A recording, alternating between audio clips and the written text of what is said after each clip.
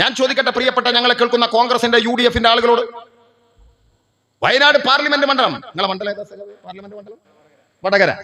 വടകരയ്ക്ക് എന്ത് പാർലമെന്റ് മണ്ഡലം? ഞാൻ വരുന്നത് വയനാട് പാർലമെന്റ് മണ്ഡലത്തിൽ നിന്നാ. ഇന്ത്യൻ പ്രധാനമന്ത്രിയുടെ മണ്ഡലം, ഇന്ത്യൻ പ്രധാനമന്ത്രിയുടെ മണ്ഡലം എന്നാ കോൺഗ്രസ് പറഞ്ഞിരുന്നത് എക്കാലത്ത്. എത്രയോ കാലമായി. ഞാൻ അതിന്റെ വിശദീകരണത്തേക്കൊന്നും സമയക്കുറവുകൊണ്ട് ആരോഗ്യക്കുറവുകൊണ്ട് കിടക്കുന്നില്ല. ആ ഇന്ത്യൻ പ്രധാനമന്ത്രിയുടെ സ്ഥാനത്തേക്ക് മത്സരിക്കുന്ന രാഹുൽ ഗാന്ധി ആ രാജിവെച്ചു പോയി. പകരം മത്സരിച്ചത് പ്രിയങ്ക റോബർട്ട് വധേര. പേര് കേട്ടിട്ട് പരിചയക്കുറവുണ്ടെന്ന്. പ്രിയങ്ക ഗാന്ധിയായിരുന്നു. കാരണം എന്താണ്? രാജീവ് ഗാന്ധിയുടെ മകളായിരുന്നു. രാജീവ് ഗാന്ധി എങ്ങനെയാ ഗാന്ധിയായത്? മഹാത്മാഗാന്ധിയുടെ മകനാണോ? അല്ല. പക്ഷെ എന്റെ നാട്ടിലൊക്കെ മുസ്ലിം ലീഗിന്റെ PK ഫിറോസ് അടക്കം പറഞ്ഞാൽ എന്താ? രാഹുൽ ഗാന്ധിയും പ്രിയങ്ക ഗാന്ധിയും കണ്ടിട്ട് പറഞ്ഞു മഹാത്മാഗാന്ധിന്റെ പേരക്കുട്ടിയാണ്. നിങ്ങൾ കേട്ടില്ലേ? നിലമ്പൂർ ഇലക്ഷൻ ഒക്കെ പോയപ്പോൾ പലരോട് ചോദിച്ചപ്പോൾ അവര് പറഞ്ഞു, ലീഗാരൊക്കെ, മഹാത്മാഗാന്ധിന്റെ പേരക്കുട്ടിയാണ്. ആര്? രാഹുൽ ഗാന്ധിയും പ്രിയങ്ക ഗാന്ധിയും. എന്ത് പറഞ്ഞാലും വിശ്വസിക്കുന്ന ആളുകളുടെ ഈ നാട്ടില് മഹാത്മാഗാന്ധിയും ഈ ഗാന്ധിയും തമ്മിൽ എവിടെ കിടക്കുന്നു? എങ്ങനെയാ ഇവര് ഗാന്ധി ആയത്? എന്റെ ഇപ്പൊ പേര് നാസിർ കൊളായി എന്നാണ്. കൊളായിൽ എന്റെ വീട്ടുപേരാ. പണ്ഡിറ്റ് ജവഹർലാൽ നെഹ്റു, അവസാനത്തെ മുഗൾ ചക്രവർത്തിയായ ബഹദൂർ ഷാ, കാശ്മീരി പണ്ഡിറ്റായ മോത്തിലാലിനെ കൊണ്ടുവന്ന് ആഗ്രയിലെ തോട്ടിൻകരയിൽ ഇടം കൊടുത്തു, അവിടെ ഭൂമി കൊടുത്തു, എല്ലാം കൊടുത്തു, അവിടെ കുടിയിരുത്തി. നെഹർ എന്നാണ് ഉറുദുവിൽ തോടിന് പറയാ. തോട്ടിൻകരയിൽ താമസിക്കുന്ന ആൾ, അതാണ് നെഹ്റു വീട്ടുപേര എന്ന് പറഞ്ഞാൽ ഞാനും നെഹ്റു ഒക്കെ ഒരുപോലെ വീട്ടുപേരിൽ അറിയപ്പെടുന്നവരാണെന്ന് മനസ്സിലാക്കിയത്. പണ്ഡിറ്റ് ജവഹർലാൽ നെഹ്റു, പണ്ഡിറ്റ് ജാതി പേരാണ്, നെഹ്റു വീട്ടുപേരാണ്, ജവഹർലാൽ പേരാണ്. ജവഹർലാലിന്റെ മകൾ ഇന്ദിര പ്രിയദർശിനി. സ്വാതന്ത്ര്യ സമരത്തിൽ പങ്കെടുക്കുന്ന കമലാ നെഹ്റുവിനെ ബ്രിട്ടീഷ് പോലീസുകാർ ഒരു കോളേജിന്റെ മുമ്പിൽ വെച്ച് അടിച്ചു വീഴ്ത്തുന്നു. കോളേജിന്റെ മതിലിരുന്ന 6 അടിയിലധികം ഉയരമുള്ള ചെറുപ്പക്കാരൻ ചാടി വീഴുന്നു. പോലീസുകാരുമായി കയർക്കുന്നു. കമലാ നെഹ്റുവിനെ താങ്ങിയെടുക്കുന്നു. അയാളുടെ പേര് ഫിറോസ് ഗാന്ധി, നോട്ട് ഗാന്ധി, ജഹാംഗീർ ഗാന്ധിയുടെ മകൻ. നെഹ്റു കുടുംബവുമായി ബന്ധമുണ്ടാകുന്നു. കമലാ നെഹ്റുവിന് അസുഖം വന്നപ്പോ ലണ്ടനിലേക്ക് ചികിത്സക്ക് പോകുന്നു. കൂടെ പോകുന്നു മകൾ ഇന്ദിര. അന്ന് ലണ്ടനിൽ പരിക്കുകയെന്ന ഫിറോസ് ഗാന്ധി പലപ്പോഴും കമലയെ കാണാൻ വരും. അവിടെ വെച്ച് ഇന്ദിരയുമായി പ്രണയത്തിലാകുന്നു. ഗാന്ധിജി അടക്കം ഇടപെട്ട് ആ കല്യാണം നടക്കുന്നു. അതുകൊണ്ട് ഇന്ദിരാ ഗാന്ധിയായി. എപ്പോഴാണ് ഗാന്ധിയായതെന്ന് എനിക്ക് അറിഞ്ഞൂടാ. ഇന്ദിരാഗാന്ധിക്ക് 2 മക്കളുണ്ടായി. ഒരാളുടെ പേര് രാജീവ് ഗാന്ധി, ഒരാളുടെ പേര് സഞ്ജയ് ഗാന്ധി. അറിയില്ല സഞ്ജയ് ഗാന്ധിയെ ഞാനിപ്പോ തെരയാനുള്ള കാരണം തരാം. ഇത് തെരഞ്ഞാൽ കിട്ടും നിങ്ങൾക്ക് തോന്നുന്നില്ല. കിട്ടുകയാണെങ്കിൽ ഞാൻ കാണിക്കാം. കാരണം സഞ്ജയ് ഗാന്ധിയെ കുറിച്ച് ജമാഅത്തെ ഇസ്ലാമിയുടെ നേതാവ്, ഈ പറയുന്ന വിഷം തുപ്പുന്ന ദാവൂദ് പ്രസംഗന്റെ കയ്യിലുണ്ട്. സഞ്ജയ് ഗാന്ധിയെ കുറിച്ച് ഇയാൾ പ്രസംഗിച്ചത് എന്താ പ്രസംഗിച്ചത്? അയാൾ പ്രസംഗിച്ചതല്ല, സത്യമായിരുന്നു.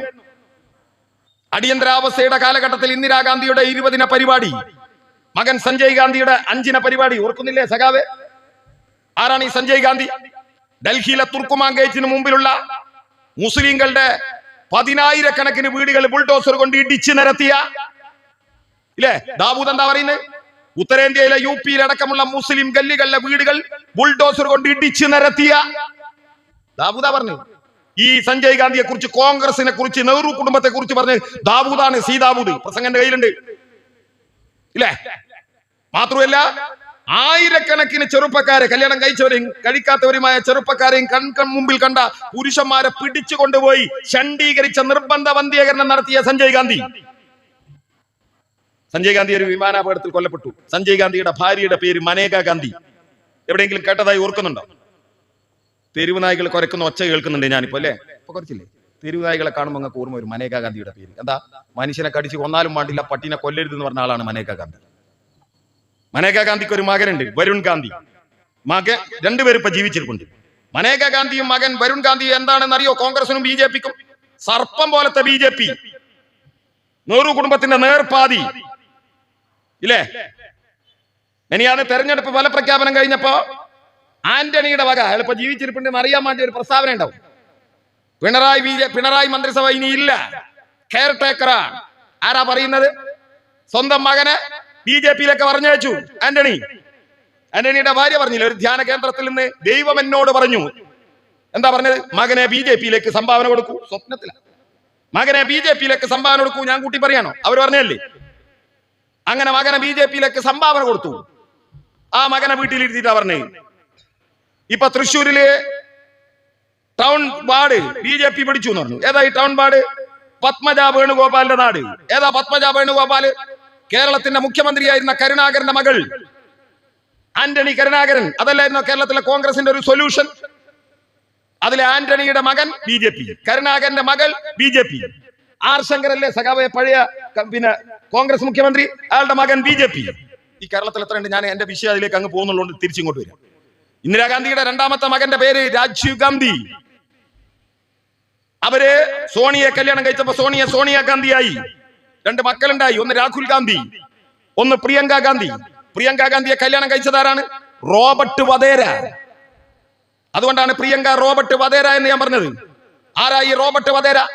കഴിഞ്ഞ പാർലമെന്റ് തെരഞ്ഞെടുപ്പിൽ BJPക്ക് 170 കോടി സംഭാവന കൊടുത്ത മഹാൻ.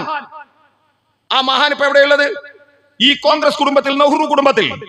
കോൺഗ്രസ്സുകാർ നാട്ടിലിറങ്ങി പറഞ്ഞ് പഠിപ്പിക്കുന്ന എന്താണ്? BJPയിൽ നിന്ന്, RSSൽ നിന്ന്, വർഗീയതയിൽ നിന്ന് ഇന്ത്യയെ രക്ഷിക്കാൻ നെഹ്റു കുടുംബത്തിനെ സാധിക്കൂ. ആ നെഹ്റു കുടുംബത്തിലെ പൊന്നാര മരുമാൻ കഴിഞ്ഞ തെരഞ്ഞെടുപ്പിൽ BJP അധികാരത്തിൽ വരാൻ 170 കോടി രൂപ സംഭാവന ചെയ്ത മഹാൻ. നിഷേധിക്കോ കോൺഗ്രസ്? എന്തിനാ 170 കോടി? തെരഞ്ഞെടുപ്പിന്റെ ചെലവിലേക്ക് മാത്രമല്ല. അഥവാ BJPക്ക് ഭരിക്കാൻ കഴിഞ്ഞിട്ടില്ലെങ്കിൽ ജയിച്ചു വരുന്ന കോൺഗ്രസിനെ ചാക്കിനകത്താക്കണം. കോൺഗ്രസിന് ഒരു വോട്ട്, റിസോർട്ടിന് ഒരു പൂട്ട്, കേട്ടില്ലേ? ചാടിപ്പോവാതിരിക്കാനാ. അതിനാ 170 കോടി രൂപ BJPക്ക് സംഭാവന ചെയ്ത മഹാന്റെ പേരാണ് റോബർട്ട് വധേര, നെഹ്റു കുടുംബത്തിലെ മരുമോൻ. എന്തേ കോൺഗ്രസ് പ്രസംഗിക്കാത്തത്? എന്തേ ലീഗിന് ഓർമ്മ വരാത്തത്? ന്യൂനപക്ഷങ്ങളെ സംരക്ഷിക്കാൻ നടക്കുന്ന ജമാഅത്തെ ഇസ്ലാമിക്ക് എന്തേ ഓർമ്മ വരാത്തത്?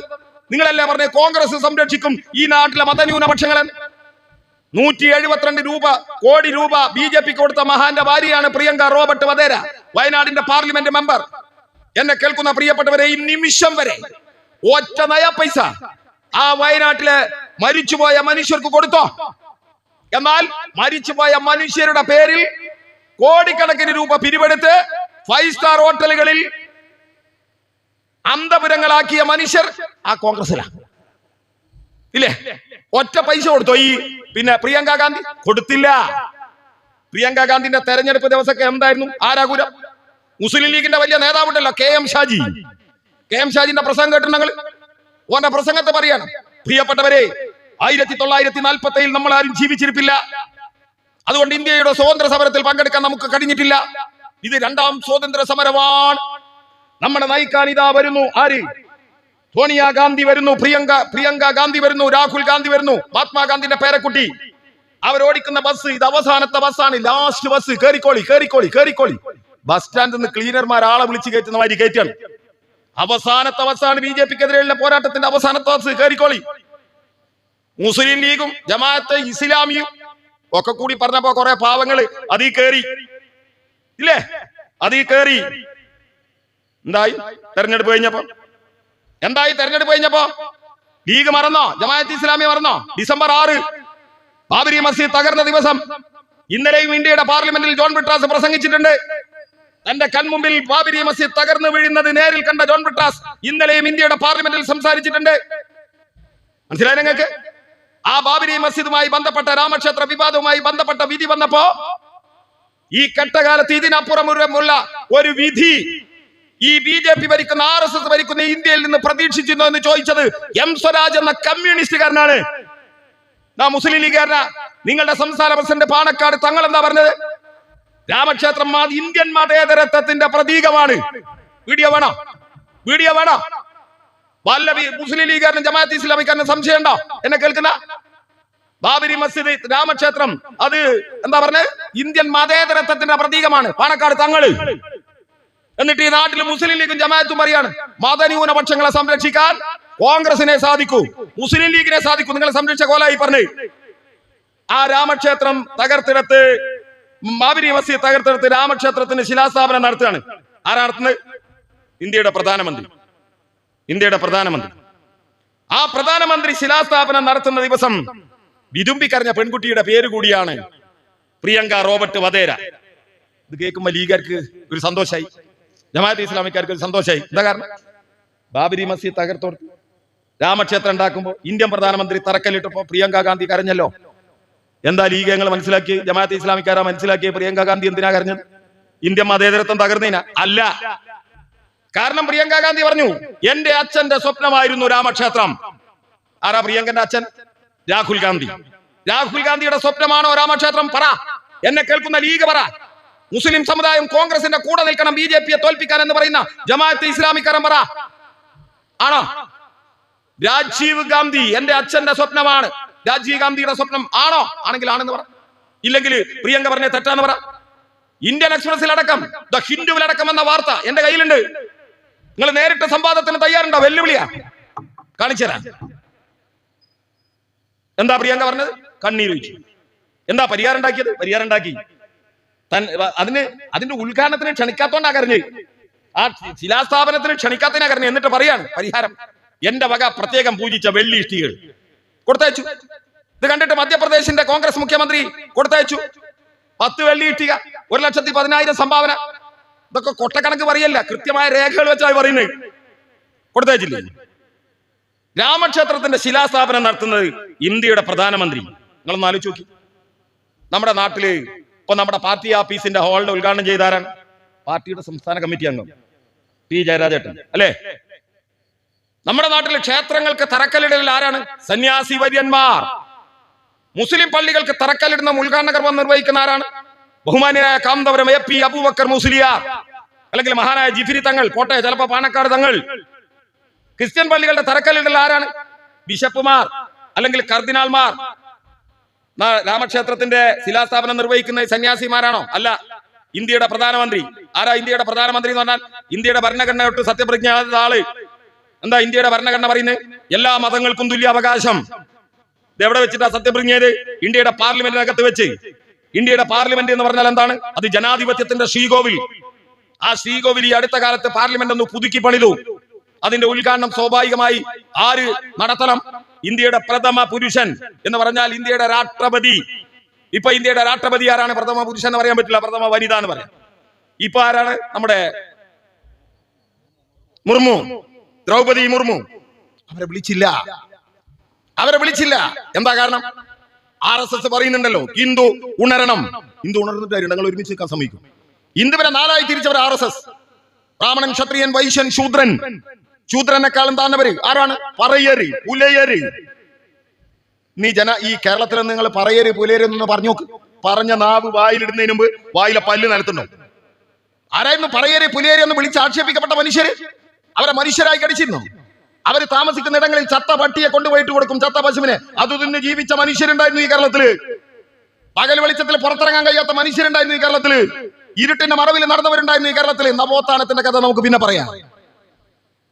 അങ്ങനെ വന്നവരാ അതിൽപ്പെട്ട. എന്താ ദ്രൗപദി മുർമുവിനെ വിളിക്കാതിരിക്കുന്നതിന് കാരണം? 3 കാരണം. 1, അവര് പട്ടികവർഗക്കാരിയാണ്, ഞാനീ പറഞ്ഞു. 2, അവര് സ്ത്രീയാണ്. 3, അവര് വിധവയാണ്. 3 ലക്ഷണക്കേടാണ്.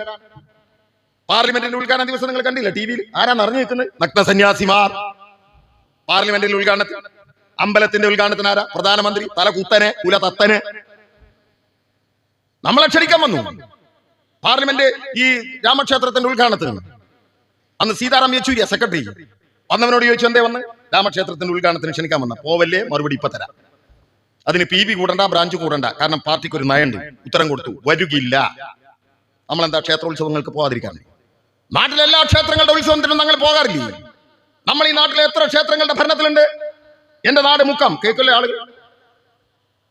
ആലുവ ശിവരാത്രി കഴിഞ്ഞാൽ ഏറ്റവും വലിയ ശിവരാത്രി ഉത്സവം നടക്കുന്ന എന്റെ നാട്ടിലെ മുക്കത്ത. ഞാനൊക്കെ കുട്ടിക്കാലം മുതൽ പോയി കാണുന്ന മുക്കം ശിവരാത്രി.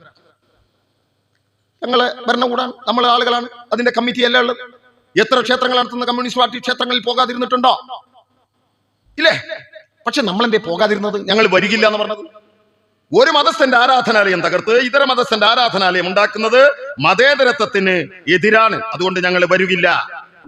കത്തും കൊണ്ട് വന്നവൻ നേരെ BJP ഓഫീസിലേക്ക് എല്ലാം മടങ്ങി പോകുന്ന വഴി വേറെ ഓഫീസ് കയറാൻ. ഏതാണ് ഓഫീസ്? AICC office. കോൺഗ്രസ് കമ്മിറ്റിന്റെ ഓഫീസ്, ഓൾ ഇന്ത്യ കോൺഗ്രസ് കമ്മിറ്റിന്റെ ഓഫീസ്. കത്ത് കൊടുത്തു, ക്ഷണിച്ചു. AICC പ്രത്യേക യോഗം ചേർന്നു. ചിലര് പറഞ്ഞു പോവണം, ചിലര് പറഞ്ഞു പോവണ്ട, ചിലര് പറഞ്ഞു പോണ്ടണം. മനസ്സിലായി നിങ്ങൾക്ക്? പോണ്ടണം എന്ന് പറഞ്ഞാൽ എന്താണ്? പോവണ്ട എന്ന് മൃദുവായി തീരുമാനിക്കാൻ. ഹിമാചൽ പ്രദേശിന്റെ മുഖ്യമന്ത്രി, കോൺഗ്രസിന്റെ മുഖ്യമന്ത്രി പോയി. ഹിമാചൽ പ്രദേശിലെ കോൺഗ്രസിന്റെ മന്ത്രിമാര് പോയി. കേരളം ഒഴിച്ചുള്ള സംസ്ഥാനങ്ങളിലെ AICC ഭാരവാഹികൾ, പ്രദേശ് കോൺഗ്രസ് കമ്മിറ്റി ഭാരവാഹികൾ, MP മാര്, MLA മാര് പോയി. ഇല്ല നിഷേധിക്കോ കോൺഗ്രസ്? പറ. ഞങ്ങൾ പോയില്ല, അതവിടെ പോയതവിടെ നിൽക്കട്ടെ. ആ ദിവസം BJP ഭരിക്കുന്ന എല്ലാ സംസ്ഥാനങ്ങളിലും പൊതു അവധി പ്രഖ്യാപിച്ചു. സ്വാഭാവികം. എന്തിനാണ് കോൺഗ്രസ് ഭരിച്ച ഹിമാചൽ പ്രദേശിൽ അന്ന് പൊതു അവധി പ്രഖ്യാപിച്ചത്? കോൺഗ്രസ്, നിങ്ങൾ പറ.